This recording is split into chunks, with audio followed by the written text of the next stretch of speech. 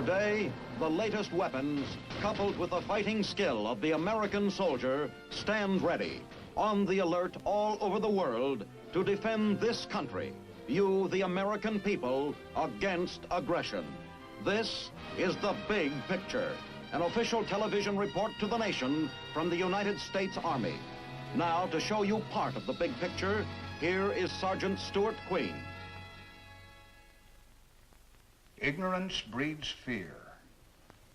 To teach soldiers of the United States Army exactly what atomic weapons can and cannot do, and thereby allay any unreasonable fears of the A-bomb, a series of atomic experiments have been held in the barren lands of Nevada during the past several years.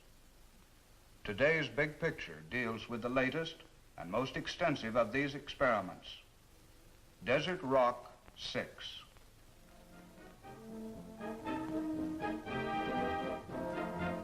In the spring of 1945, victory in Europe terminated a slow, painful war in the old world.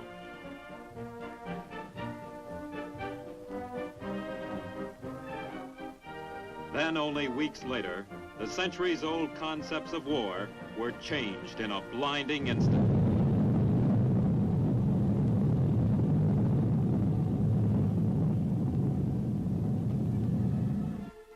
Here at Hiroshima was felt the awful impact of man's new, mightiest weapon, the A-bomb. Accompanying the blast were searing heat and atomic radiation, a word in effect new to most of the world's population. In the ensuing years, both the lethal power of the atom and the means of delivering it were improved.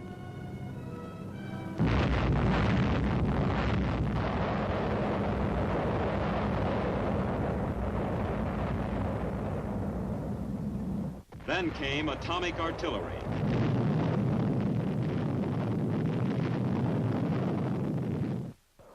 Research and development in several areas promise more powerful warheads, longer-reaching weapons, and simultaneously reduce the defender's chance against them. Today, no one has a greater interest or a greater stake in the development and the use of atomic firepower than the American soldier. Would the ground soldier become obsolete? Was a question asked immediately by civilian and military alike. To answer the question and to explore its ramifications, the U.S. Army set up an atomic experiment station at Camp Desert Rock, Nevada. By winter of 1954-55, 31 different atomic devices had been tested.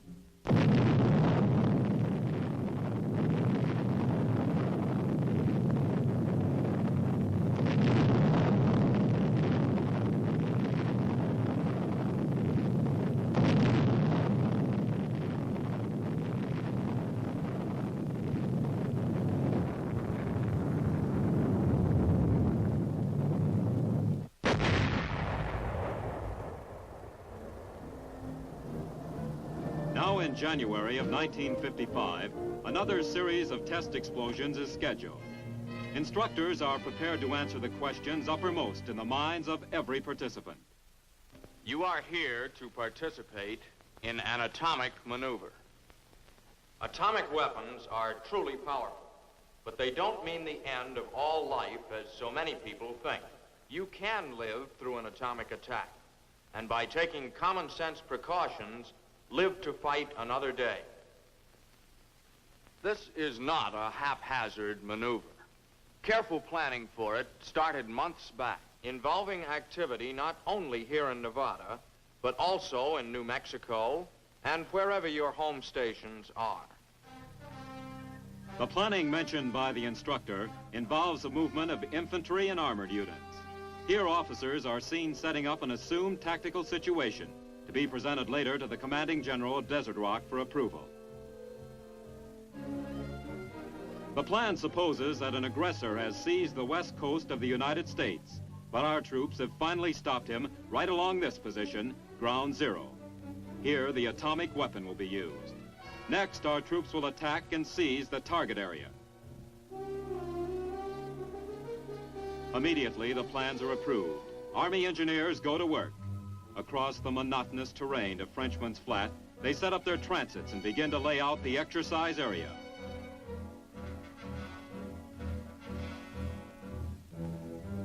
A few miles away lies a sandy parcel of land called Ground Zero. No longer an anonymous, desolate stretch of land, Ground Zero is level, then topped with a series of concentric asphalt circles, forming an enormous target. Nearby, Signal Corps men lay communication lines to receive and transmit telephone and teletype messages. At the same time, the enormous task of excavating entrenchments for participating soldiers is underway. A mechanical ditch digger does the initial digging, gouging out trenches and foxholes. Next, the men who will occupy the positions during the blast finish the entrenchments by adding sandbag reinforcement. Don't worry, men. I tried on those foxholes for size myself, many times. They'll be big enough and safe enough to hold 2 infantry soldiers. Let's take a look at a typical atomic explosion. See what happens, and find out what there is to be afraid of and what we don't have to fear. First of all, what's our first inkling that an atomic bomb has gone off? That's a tremendous flash of bluish-white light, many times brighter than the sun, and a lot closer to you. Whether the bomb went off 5 or 55 miles away, you'll know that it has gone off by this light, and that you should take immediate action to protect yourself. As soon as that glare fades, you'll see a ball of fire at the point where the explosion occurred. This fireball turns from white to orange, then to a bright red.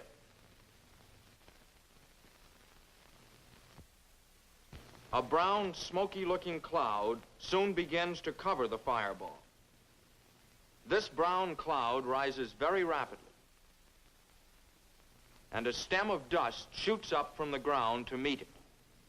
This mushroom stem is made up of pulverized pieces of the ground below, the target. When the head of the cloud reaches very cold air, actual ice crystals form an ice cap over the cloud. The cloud itself is still hot and churning.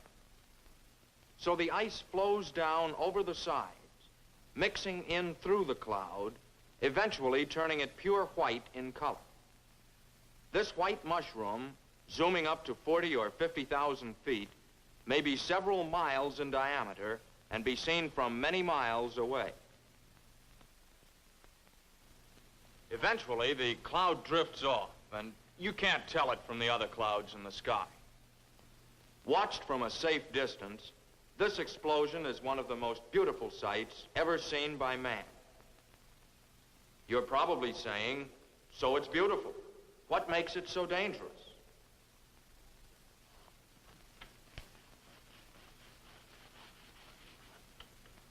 Basically, there are only 3 things to think about: blast, heat, and radiation.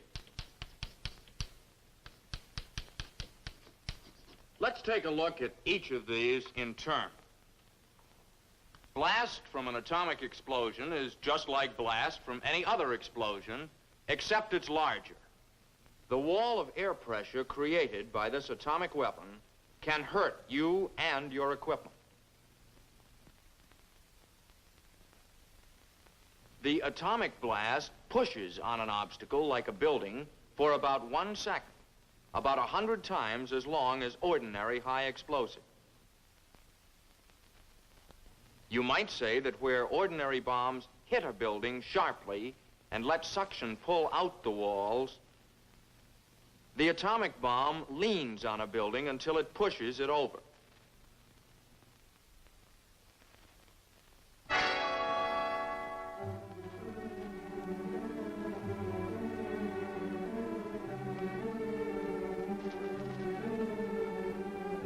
The big worry about blast is being in the way of something that's been caught up in it and thrown at you at hundreds of miles per hour. Or it may pick you up and throw you at a building at the same speed.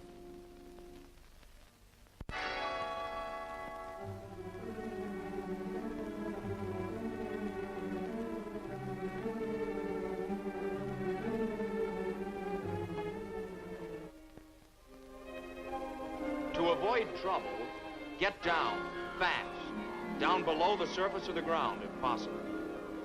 If you stay down so that the flying debris can sail over you, you can protect yourself completely from atomic blast. The next thing to consider is, how long do you have to get down? The blast and the flying debris arrive at your position at the same time you hear the sound of the explosion. This means roughly about 5 seconds per mile for the shock wave to reach you. At a mile away, you've still got time to get into a hole. When you see that glare, hit the dirt, fast.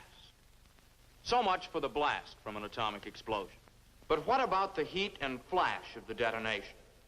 The fireball is originally more than 1,000 times as hot as the surface of the sun. It sends out heat like a huge oven from the very first instant of detonation, right along with the white light. This heat comes out very rapidly. As a matter of fact, you are burned in the first half second. In the half second it takes for our brains to tell our muscles, A-bomb, take cover, we have already been burned.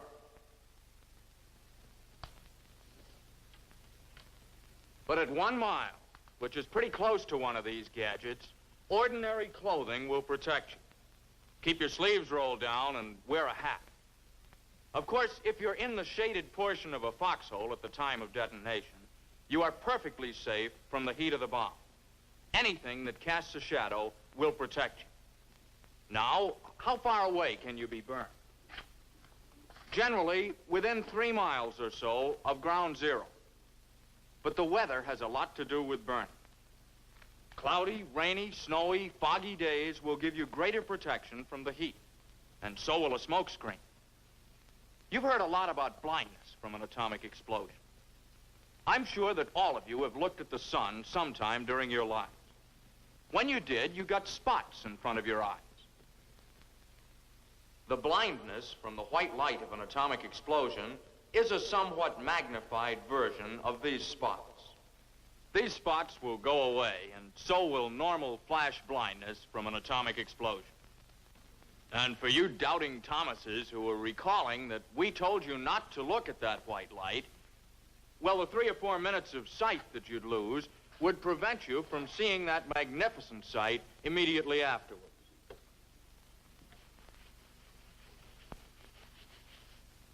And now we come to what a lot of people consider the $64 question, radiation. This is the one new effect obtained by the use of an atomic weapon. Truthfully, it's the least important of the 3 effects, as far as the soldier on the ground is concerned. Still, radiation affects the body much as an X-ray does. If enough is received, it can be fatal. From an airburst, however, this fatal dose of radiation can be gotten only fairly close to ground zero, with distances practically never exceeding 1 mile. Since buildings are destroyed by blast out to a couple of miles, and burning occurs maybe 3 miles away, you can see the radius of fatal radiation is much less. Radiation from the bomb comes in 4 forms. First, the alpha particle, or nucleus of the helium gas atom. Then the beta particle, or high-speed electron. Next, the gamma ray, or energetic X-ray. And finally, the neutron. Only the last 2, the gamma ray and the neutron, travel far enough to be considered in their effect on the human body. These radiations can be stopped by thick substances. Steel, concrete, and ordinary dirt offer good protection. As a matter of fact, 1 inch of steel, 4 inches of concrete, or 5 inches of dirt will cut out nearly half the radiation you would otherwise receive. Half of this airburst radiation occurs during the first second, the remaining half during the next 89 seconds. So the radiation hazard on the ground is over 90 seconds after the bomb goes off in the air. If you are above ground and get under at the end of 1 second, you can miss half the radiation completely. So, your best available protection from radiation is doing what you do to avoid debris hurtling toward you. You can't feel it, smell it, or taste it. Film badges and dosimeters issued to you enable the radiological safety monitor in your unit to read the amount of your exposure. Early the following day, the troops passed through the checkpoint to begin a 30-mile orientation drive. Their destination, Ground Zero. On the way, they passed the control center, a building of many vital functions. During the critical minutes before and after the atomic explosion, the control center communicates with Army personnel in the forward area. By remote control, the center operates hundreds of scientific instruments positioned near Ground Zero. Many of the instruments are protected and cared for in shelters. Others are placed out in the open above ground. The presence of so many protective and measuring devices is reassuring to the man who will shortly be stationed within the range of the explosion. While at Ground Zero, equipment is inspected in the display area so that comparisons may be made after the detonation.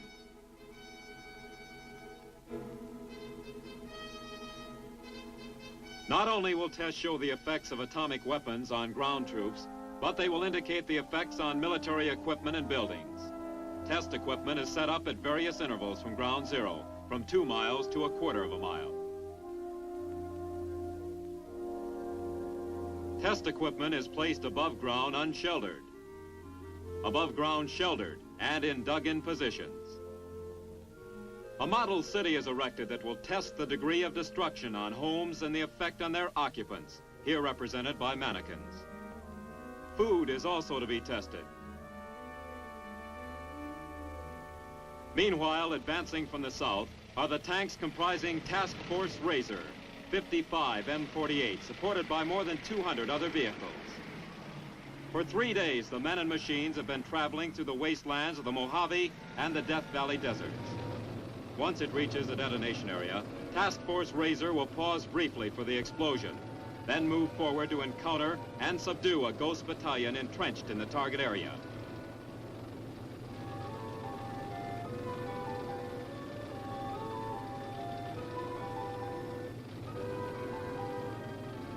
Despite the grueling trek across nearly 200 miles of desert dust, all vehicles will be operational when they arrive at the test site, thanks to the maintenance crews. As the convoy rapidly approaches the jumping-off point for its simulated breakthrough, the moment of explosion is less than a day away. Despite the achievements of the desert crossing, the real significance of Task Force Razor will not be known until it passes Ground Zero after the blast.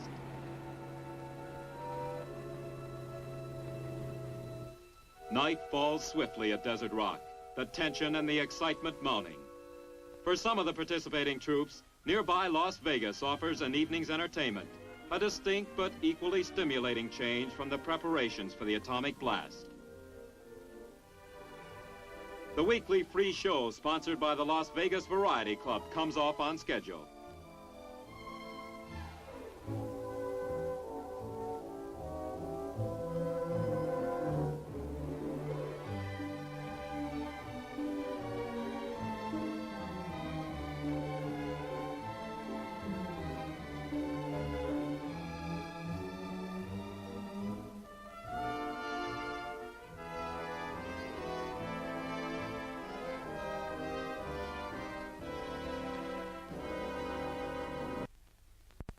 Before dawn, troops prepare to enter their protected positions. Soon they will join the ranks of more than 30,000 veterans who have taken part in previous Desert Rock exercises. Every man has been thoroughly rehearsed, every position double-checked for safety features.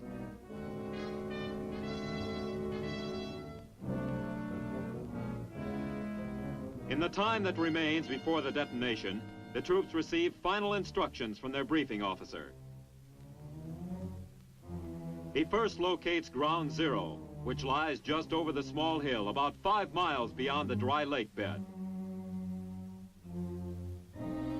He then outlines again the schedule of events up to H hour. 10 minutes before, all troops take cover. 2 minutes before, a siren will blow. Every soldier must then place his equipment under cover and squat down, leaning against the forward wall of his foxhole.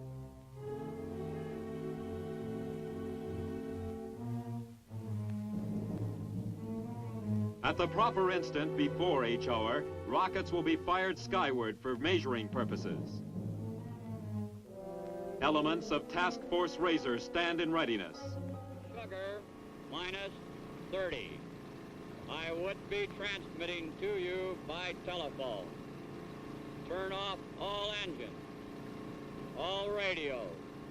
Face all turrets to the rear. Shut all hatches.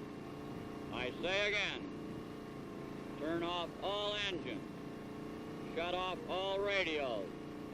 Face all turrets to the rear. Close all hatches.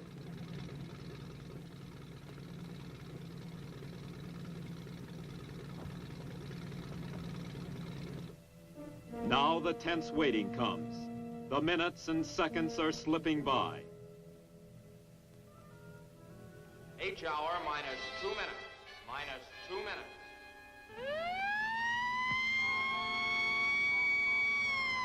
All personnel kneel down in the trenches. Lean against the forward wall and stay down.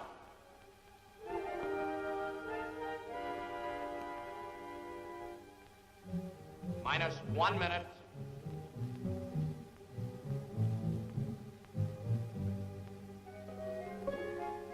Thirty seconds.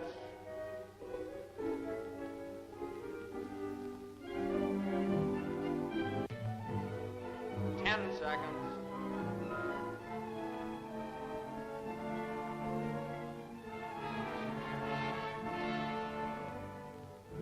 5, 4, 3, 2, 1.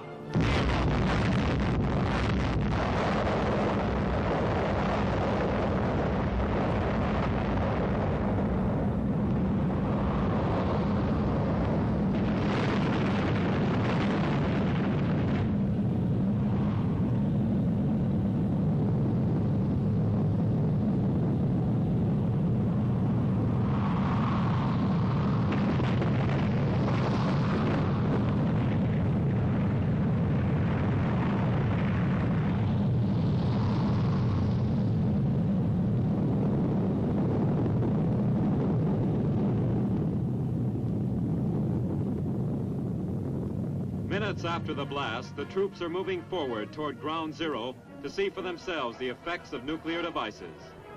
This first-hand experience is one which will be embedded in the memory of every man. Simultaneously, the tankmen of Task Force Razor are grinding toward Ground Zero and beyond, fighting their way through traps and blocks built and manned by the Ghost Battalion.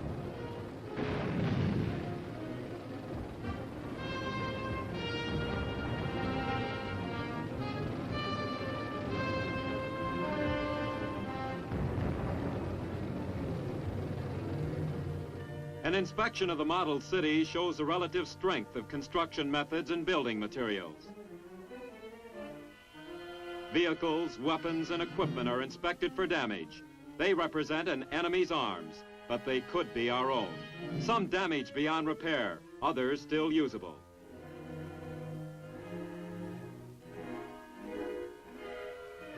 Maintenance and supporting forces are given a taste of nuclear warfare, as well as the men trained for frontline duty. In reality, such decontamination teams would play a vital role in helping to keep our fighting machine intact.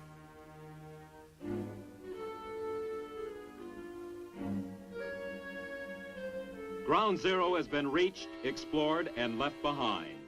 One of the 13 successful desert rock experiments in this series is history. As an added safety measure, every man is thoroughly brushed and checked with a Geiger counter before he is allowed to return to his campsite. Every individual has received a singular personal impression, of course, but most of the participants have formed an opinion in common. But, Bert, don't you think that the atomic weapon would be a mighty powerful thing for our soldiers to avoid on a battlefield? Well, Al, there's no question about it. It is a powerful weapon. But we have had proven to us in these tests that a soldier can fight and survive on an atomic battlefield if he protects himself adequately. Well, Bert, you were out there. How's about some comments on this radiation I hear so much about? Well, there is radiation. There's no question about that. But, well, for example, the other day I was out there at 2,500 yards from ground zero, and I received 1 milliroentgen of radiation during that time. And it takes approximately 450 Roentgens to place one in the critical category. So, as you can see, I'm still here. To the question, what about the ground soldier in the atomic age, desert rock experiments give a clear answer. The atom has revolutionized the mechanics of warfare, but the basic element, the fighting man, remains unchanged. No one is more aware of this than the men of the United States Army.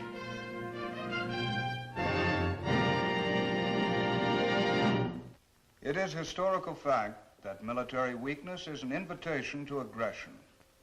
By being prepared, our Army hopes to avoid a future war. But should war come, it may also become historical fact that the war was won in advance, thanks to the experiments and maneuvers held at Camp Desert Rock. Now, this is Sergeant Stuart Queen, inviting you to be with us again next week for another look at your Army in action in the big picture. The Big Picture is a weekly television report to the nation on the activities of the Army at home and overseas. Produced by the Signal Corps Pictorial Center. Presented by the United States Army in cooperation with this station. You too can be an important part of the Big Picture. You can proudly serve with the best equipped, the best trained, the best fighting team in the world today, the United States Army.